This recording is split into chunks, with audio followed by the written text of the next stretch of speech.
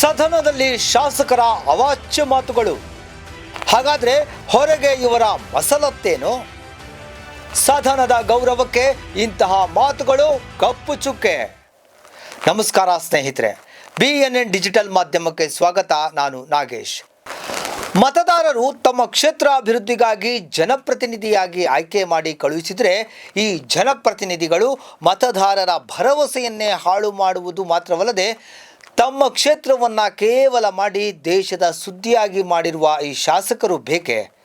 ಅದಾಗಿ ಸದನದ ಗೌರವಕ್ಕೆ ಕಪ್ಪು ಚುಕ್ಕೆ ಅಲ್ವೇ? ವಿಧಾನಸಭೆ ಅಂದರೆ ಕೇವಲ ಇಟ್ಟಿಗೆ ಕಲ್ಲಿನಿಂದ ನಿರ್ಮಿತವಾದಂತಹ ಕಟ್ಟಡವಲ್ಲ, ಅದು ಜನರ ನಂಬಿಕೆಯ ಸಂಕೇತ. ಸಂವಿಧಾನದ ಆತ್ಮ ಉಸಿರಾಡುವ ಪವಿತ್ರ ಸ್ಥಳ. ಅಲ್ಲಿ ಕೇಳಿಸಬೇಕಾದದ್ದು ತರ್ಕ, ವಾದ, ವಿರೋಧ, ಪ್ರಜಾಸತ್ತಾತ್ಮಕ ಸಂವಾದ. ಆದರೆ ಇತ್ತೀಚೆಗೆ ಶಾಸಕರಾದ ಶಿವಲಿಂಗೇಗೌಡರ ಅವಾಚ್ಯ ಅಸಭ್ಯ ಮಾತುಗಳು ಈ ಎಲ್ಲ ಮೌಲ್ಯಗಳಿಗೆ ಪ್ರಶ್ನೆ ಎಸೆದಿವೆ. ಇದು ಒಬ್ಬ ವ್ಯಕ್ತಿಯ ಭಾಷಾ ವೈಫಲ್ಯವಲ್ಲ, ಇದು ಸದನದ ಗೌರವದ ಮೇಲೆ ಬಿದ್ದ ಕಪ್ಪು ಚುಕ್ಕೆ. ಬನ್ನಿ, ಏನಿದು ಸ್ಟೋರಿ ನೋಡೋಣ.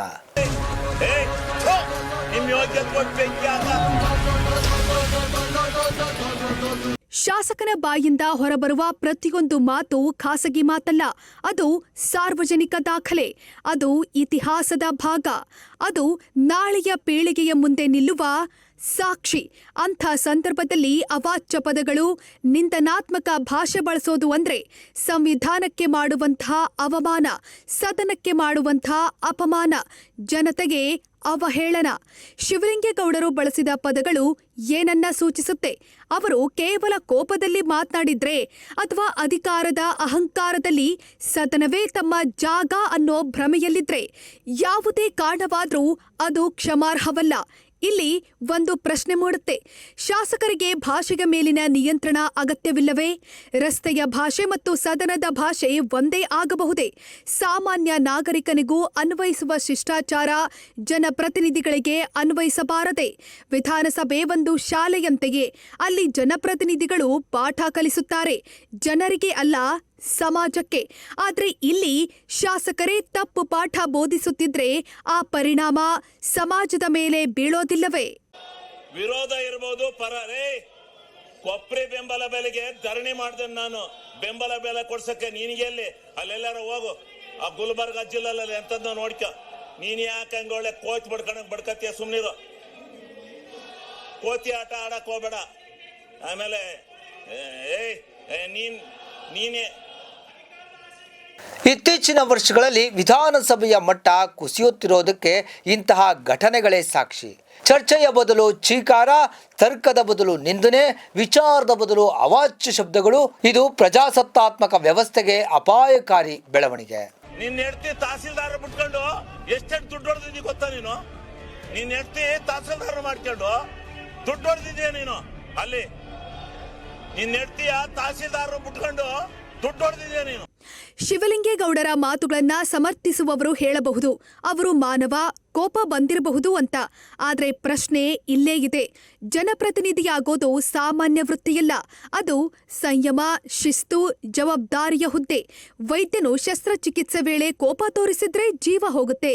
ನ್ಯಾಯಾಧೀಶನು ಕೋಪದಲ್ಲಿ ತೀರ್ಪು ಕೊಟ್ರೆ ನ್ಯಾಯ ಸತ್ತು ಹೋಗುತ್ತೆ. ಶಾಸಕನು ಕೋಪದಲ್ಲಿ ಅವಾಚ್ಯ ಮಾತು ಆಡಿದ್ರೆ ಪ್ರಜಾಸತ್ಯ ಕುಸಿಯುತ್ತೆ.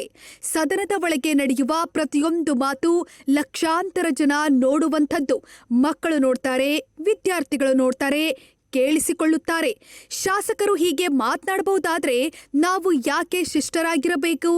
ಇದು ಕೇವಲ ಒಂದು ಭಾಷಾ ದೋಷವಲ್ಲ, ಇದು ಸಮಾಜದ ಸಂಸ್ಕೃತಿಗೆ ಹೊಡೆತ. ಇನ್ನೊಂದು ಆಘಾತಕಾರಿ ಸಂಗತಿಯೆಂದ್ರೆ ಇಂಥ ಘಟನೆಗಳ ಬಳಿಕ ಕಾಣಿಸುವ ಮೌನ. ಸದನದ ಅಧ್ಯಕ್ಷರು, ಸ್ಪೀಕರ್ಗಳು, ಪಕ್ಷದ ನಾಯಕರು ಕಠಿಣ ಕ್ರಮ ತೆಗೆದುಕೊಳ್ಳದೇ ಇದ್ರೆ ಇದು ರೂಢಿಯಾಗುತ್ತೆ. ಇವತ್ತು ಒಬ್ಬ ಶಾಸಕ, ನಾಳೆ ಮತ್ತೊಬ್ಬ, ನಂತರ ಇದು ಸಾಮಾನ್ಯವೇ ಆಗಿಬಿಡುತ್ತೆ. ಅವಾಚ್ಯ ಮಾತುಗಳಿಗೆ ಕೇವಲ ಕ್ಷಮಾಪಣೆ ಸಾಕೆ ಅಥವಾ ಸದನದಿಂದ ಅಮಾನತು ಅಗತ್ಯವೇ? ಕಠಿಣ ನಿಯಮಗಳು ಇಲ್ಲದೆ ಶಿಸ್ತನ್ನ ಕಾಪಾಡಲು ಸಾಧ್ಯವೇ?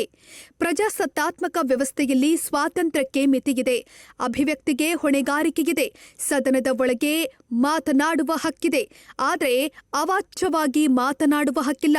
ಶಿವಲಿಂಗೇಗೌಡರ ಪ್ರಕರಣವನ್ನ ವೈಯಕ್ತಿಕವಾಗಿ ನೋಡಬಾರದು. ಇದು ಒಂದು ಎಚ್ಚರಿಕೆಯ ಗಂಟೆ. ನಾವು ಕೇಳಿಕೊಳ್ಳಬೇಕಾದ ಪ್ರಶ್ನೆ, ನಮ್ಮ ಶಾಸಕರು ಯಾವ ಮಟ್ಟದ ರಾಜಕಾರಣವನ್ನು ಪ್ರತಿನಿಧಿಸ್ತಾ ಇದ್ದಾರೆ? ವಿಚಾರಗಳ ರಾಜಕಾರಣವೋ ಅಥವಾ ಅಸಭ್ಯತೆಯ ರಾಜಕಾರಣವೋ? ವಿಧಾನಸಭೆ ಜನರ ದೇವಾಲಯದಂತಿರಬೇಕು.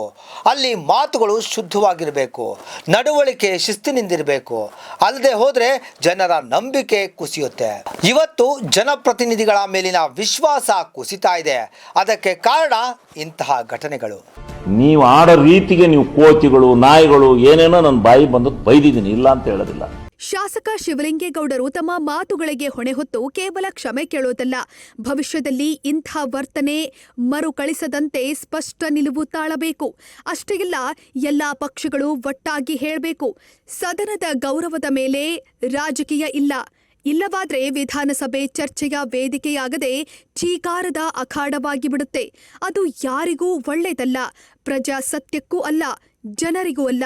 ಸದನದ ಗೌರವ ಉಳಿಸಿಕೊಳ್ಳೋದು ಒಬ್ಬ ಸ್ಪೀಕರ್ನ ಹೊಣೆ ಮಾತ್ರವಲ್ಲ, ಅದು ಪ್ರತಿಯೊಬ್ಬ ಶಾಸಕರ ಕರ್ತವ್ಯ.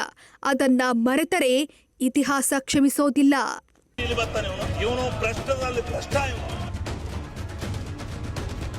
ನಾನು ಹೆಣ್ಣು ಮಗುವಿನ ಬಗ್ಗೆ ನಾನು ಮಾತಾಡಿರ್ತಕ್ಕಂಥದ್ದಕ್ಕೆ ಮಾತ್ರ ವಿಷಾದಿಸ್ತೇನೆ. ಶಿವಲಿಂಗೇಗೌಡರ ಅವಾಚ್ಯ ಶಬ್ದಗಳು ಬರುವುದು ಇದೇ ಮೊದಲೇನಲ್ಲ. ಈ ವಿಚಾರದಲ್ಲಿ ವಿರೋಧ ಪಕ್ಷದ ನಾಯಕರಾದ ಶ್ರೀ ಆರ್ ಅಶೋಕ್ ರವರು ಬಹುಶಃ ಈ ಅವಧಿಯಲ್ಲಿ ಮಾನ್ಯ ಸಭಾಪತಿಗೂ ಹಾಗೂ ಕಾಂಗ್ರೆಸ್ ಸರ್ಕಾರಕ್ಕೆ ಪ್ರಶ್ನೆಗಳ ಸುರಿಮಳೆ ಹಾಕಿರ್ತಾರೆ. ಕಾರ್ಕಳ ಶಾಸಕ ಸುನಿಲ್ ಕುಮಾರ್ ಅವರು ಸಹ ಸರ್ಕಾರದ ವಿರುದ್ಧ ಚಾಟಿ ಬೀಸಿ ಬಹುತೇಕ ರಾಜ್ಯದ ಪಕ್ಷಾತೀತವಾಗಿ ಜನರ ಮನವನ್ನ ಗೆದ್ದಿರೋದು ಸುಳ್ಳಲ್ಲ. ವೀಕ್ಷಕರೇ, ನಿಮ್ಮ ಅನಿಸಿಕೆಗಳನ್ನು ನಮ್ಮ ಮಾಧ್ಯಮಕ್ಕೆ ತಿಳಿಸಿ. ಈ ಮಾಹಿತಿ ನಿಮಗೆ ಇಷ್ಟವಾಗಿದ್ದಲ್ಲಿ ಲೈಕ್ ಮಾಡಿ, ಶೇರ್ ಮಾಡಿ, ನಮ್ಮ ಚಾನಲ್ ಅನ್ನು ಸಬ್ಸ್ಕ್ರೈಬ್ ಮಾಡಿ. ನಮಸ್ಕಾರ.